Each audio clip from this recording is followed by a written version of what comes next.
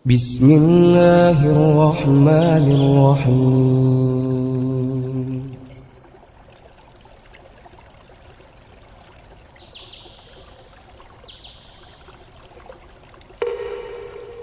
Mimpi 111, fenomena masyarakat, film Islami bercorak Hindu. Perhatikan tumbuh kembang anak, dan sayangi anak yatim, 7 Juli tahun 2019. Aku bermimpi melihat anak tetanggaku. Dalam mimpi ini, ia lahir beberapa bulan yang lalu. Kini ia sudah besar, dan hampir sama besarnya dengan kakak perempuannya yang bernama Alia, sahabatnya Tiara anakku. Dan dalam mimpi ini, Wulan sudah tamat sekolah SMA, dan ia ingin melanjutkan sekolahnya. Tapi aku melarang Wulan untuk melanjutkan sekolah dan memintanya untuk kerja saja untuk mencari uang. Tiba-tiba aku melihat anak laki-laki yang sudah yatim, tetanggaku yang lainnya. Aku melihatnya mencuri uangku, lalu memergokinya.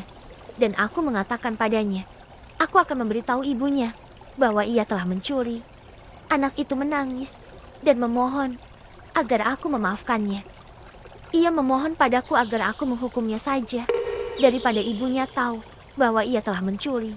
Tapi aku tidak menghukumnya. Aku hanya ingin mendidiknya, dan aku sangat menyayangi anak-anak yatim. Lalu aku bertanya padanya, untuk apa mencuri? Ia menjawab, saya kasihan sama ibu saya, yang sendirian membanting tulang berjualan sayuran, untuk menghidupi dan membiayai saya juga kakak saya. Dan saya saat ini mau melanjutkan sekolah di pondok pesantren, dan saya ingin meringankan beban ibu sehingga saya mencuri. Aku merasa sangat sedih mendengar pengakuannya, dan tiba-tiba kulihat ibunya datang mencarinya. Anak itu gemetar sambil terus memberiku tanda kode dengan telunjuk yang ia tempelkan di antara mulutnya agar aku jangan memberitahu ibunya. Lalu aku bertanya pada ibunya, betulkah anakmu ini sudah lulus MTS? Lalu ibunya menjawab, iya, dan saya mau memasukkan dia di pondok pesantren, dan saya akan berusaha sekuat tenaga mengumpulkan uang agar anak saya ini bisa masuk sekolah di sana. Saya ingin anak saya memperdalam ilmu agama. Anak laki-laki itu lalu kulihat menangis di sudut rumahku.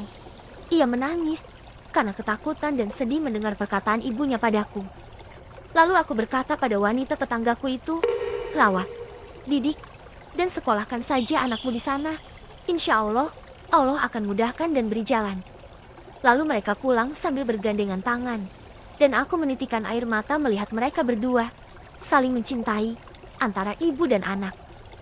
Tiba-tiba, aku sudah berada bersama beberapa orang ibu-ibu yang beragama Hindu. Mereka sedang duduk santai di belakang teras sebuah rumah yang menghadap pantai. Aku mendengar pembicaraan mereka tentang acara tradisi mereka yang sedang mereka persiapkan di bulan purnama malam nanti. Tapi aku tidak ingat acara apa yang mereka sebutkan, karena aku tidak tertarik dengan pembicaraan mereka dan hanya sekedar mendengar saja. Lalu aku melihat mereka menunjuk tempat di sebuah kuburan Hindu di pinggir pantai di belakang rumahnya itu.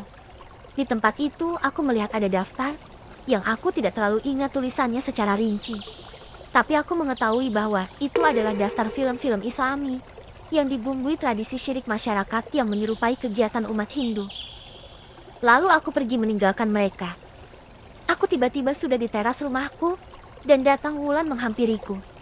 Ia berkata bahwa teman bapaknya akan datang dan memberitahukan kantor mana tempatnya akan ditempatkan bekerja. Ia berkata, siapkan saja seragamnya. Aku melihat, benar, datanglah orang itu. Ia membawakan anakku lembaran-lembaran formulir dan seragam yang sama warnanya dengan yang ia pakai, yaitu warna coklat. Setelah selesai, mereka pergi dan aku berjalan. Suara itu tiba-tiba datang dan berkata, Robana latu ahisna inasina o atona, Robana walatahmil alaina isyongka mahamal tahu alalazina minkoblina, Robana walatu hamilna malatokotala nabi, wafwana, wagfirlana, warhamna, anta maulana, fansurna alal kaumil kafirin.